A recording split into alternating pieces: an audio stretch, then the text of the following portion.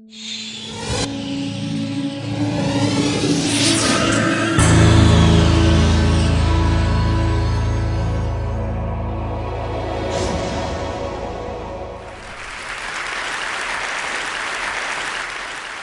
for any of us in this room today, let's start out by admitting we're lucky. We don't live in the world our mothers lived in, our grandmothers lived in, where career choices for women were so limited. And if you're in this room today, most of us grew up in a world where we have basic civil rights. And amazingly, we still live in a world where some women don't have them. But all that aside, we still have a problem, and it's a real problem. And the problem is this: women are not making it to the top of any profession anywhere in the world. The numbers tell the story quite clearly. 190 heads of state, 9 are women. Of all the people in parliament in the world, 13% are women. In the corporate sector, women at the top, C-level jobs, board seats, tops out at 15–16%. The numbers have not moved since 2002 and are going in the wrong direction. And even in the nonprofit world, a world we sometimes think of as being led by more women, women at the top, 20%. We also have another problem, which is that women face harder choices between professional success and personal fulfillment. A recent study in the US showed that of senior managers, of married senior managers, 2/3 of the married men had children, and only 1/3 of the married women had children. A couple of years ago, I was in New York, and I was pitching a deal, and I was in one of those fancy New York private equity offices you can picture, and I'm in the meeting. It's about a 3-hour meeting, and 2 hours in, there's kind of needs to be that bio break, and everyone stands up, and the partner running the meeting starts looking really embarrassed, and I realize he doesn't know where the women's room is in his office. So I start looking around for moving boxes, figuring they just moved in, but I don't see any. And so I said, "So did you just move into this office?" And he said, "No, we've been here about a year." And I said, "Are you telling me that I'm the only woman to have pitched a deal in this office in a year?" And he looked at me and he said, "Yeah, or maybe you're the only one who had to go to the bathroom." So the question is, how are we going to fix this? How do we change these numbers at the top? How do we make this different? I want to start out by saying I talk about this, about keeping women in the workforce, because I really think that's the answer.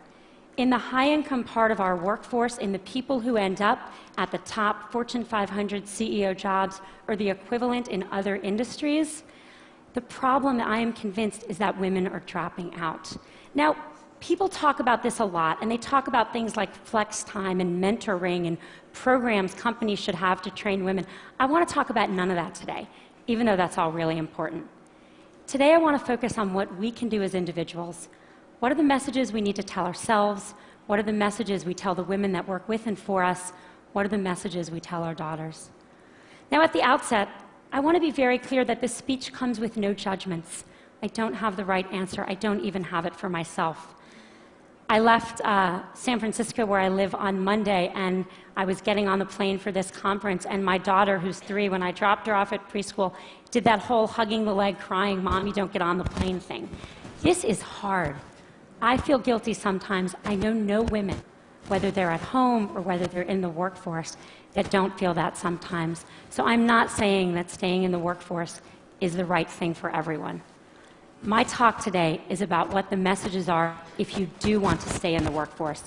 And I think there are 3. 1, sit at the table. 2, make your partner a real partner. And 3, look at that, don't leave before you leave. Number 1, sit at the table. Just a couple weeks ago at Facebook, we hosted a very senior government official, and he came in to meet with senior execs from around Silicon Valley. And everyone kind of sat at the table, and then he had these 2 women who were traveling with him who were pretty senior in his department, and I kind of said to them, "Sit at the table, come on, sit at the table." And they sat on the side of the room. When I was in college, my senior year, I took a course called European Intellectual History. Don't you love that kind of thing from college? Wish I could do that now. And I took it with my roommate, Carrie, who was then a brilliant literary student and went on to be a brilliant literary scholar. and my brother, smart guy, but a water polo playing pre-med who was a sophomore. The three of us take this class together. And then Carrie reads all the books in the original Greek and Latin, goes to all the lectures. I read all the books in English and go to most of the lectures. My brother is kind of busy. He reads one book of 12 and goes to a couple of lectures, marches himself up to our room a couple days before the exam to get himself tutored. The three of us go to the exam together, and we sit down, and we study, sit there for 3 hours in our little blue notebooks. Yes, I'm that old. And we walk out, and we look at each other, and we say, how'd you do? And Carrie says, boy, I feel like I didn't really draw out the main point on the Hegelian dialectic. And I say, God, I really wish I had really connected John Locke's theory of property, the philosophers that follow. And my brother says, I got the top grade in the class. You got the top grade in the class? You don't know anything. The problem with these stories is that they show what the data shows. Women systematically underestimate their own abilities. If you test men and women and you ask them questions on totally objective criteria like GPAs, men get it wrong slightly high and women get it wrong slightly low. Women do not negotiate for themselves in the workforce.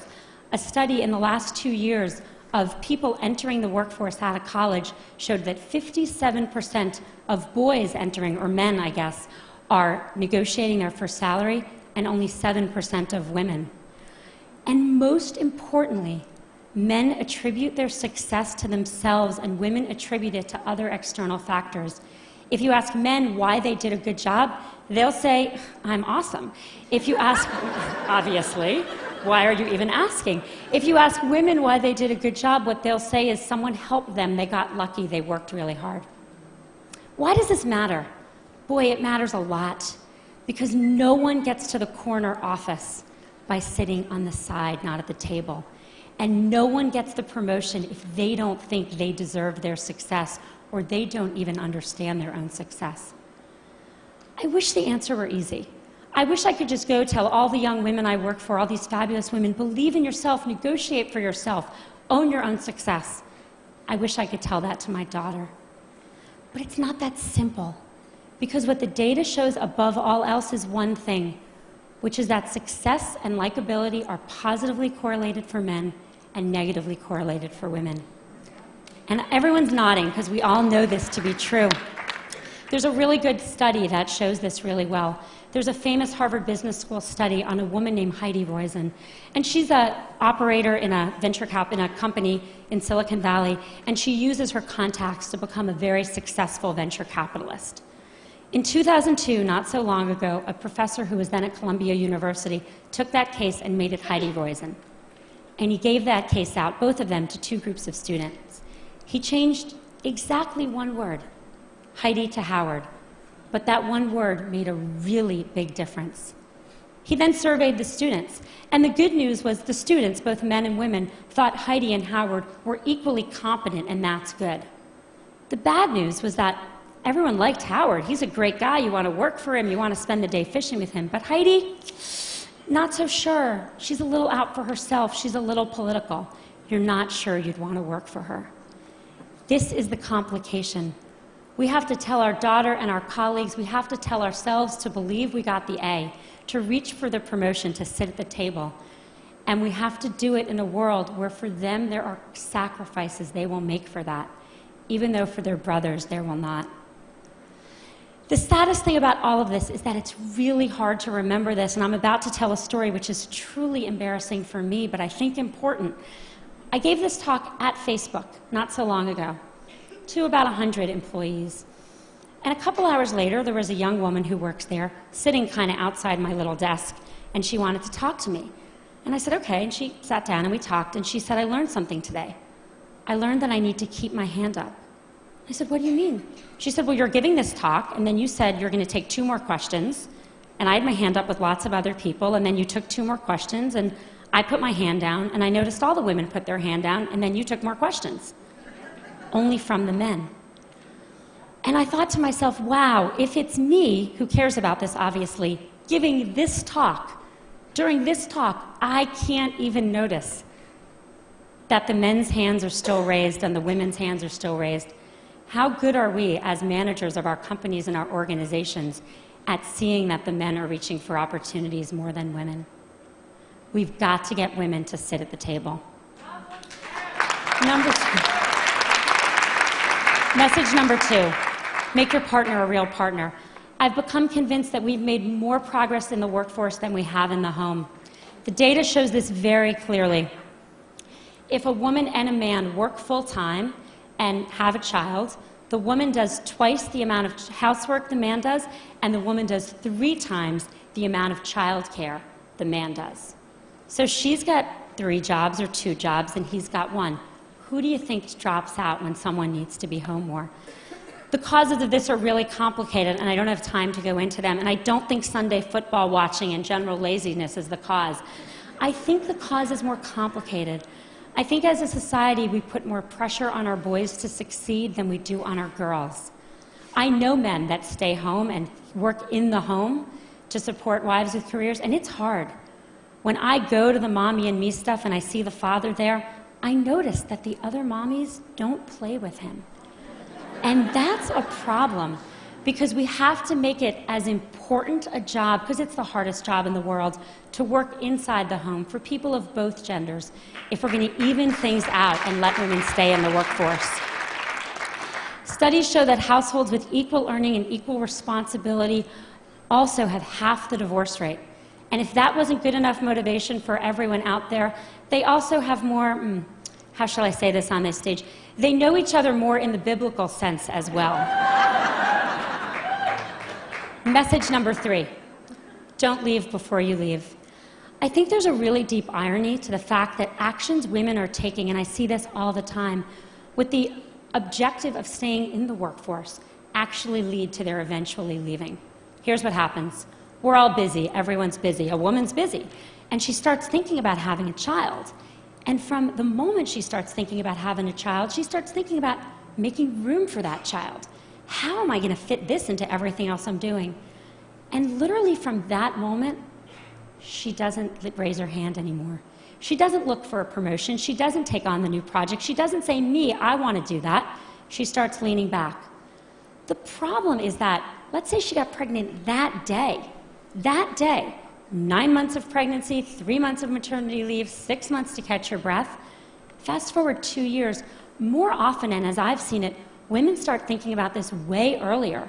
When they get engaged, when they get married, when they start thinking about trying to have a child, which can take a long time.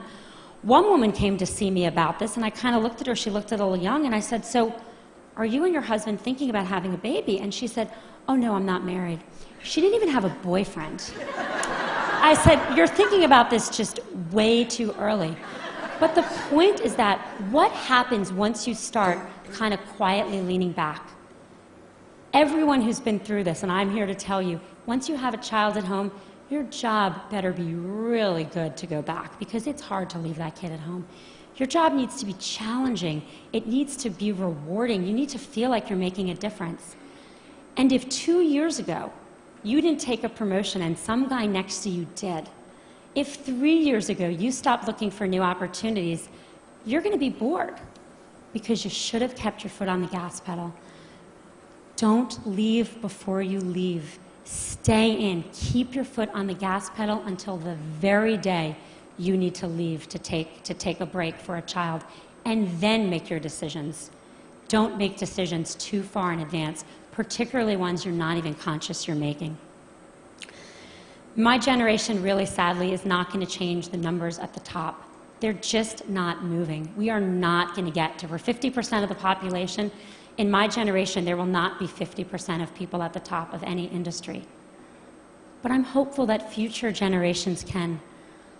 I think a world that was run where half of our countries and half of our companies were run by women would be a better world. And it's not just because people would know where the women's bathrooms are, even though that would be very helpful.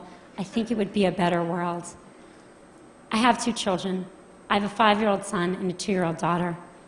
I want my son to have a choice to contribute fully in the workforce or at home, and I want my daughter to have the choice to not just succeed, but to be liked for her accomplishments. Thank you.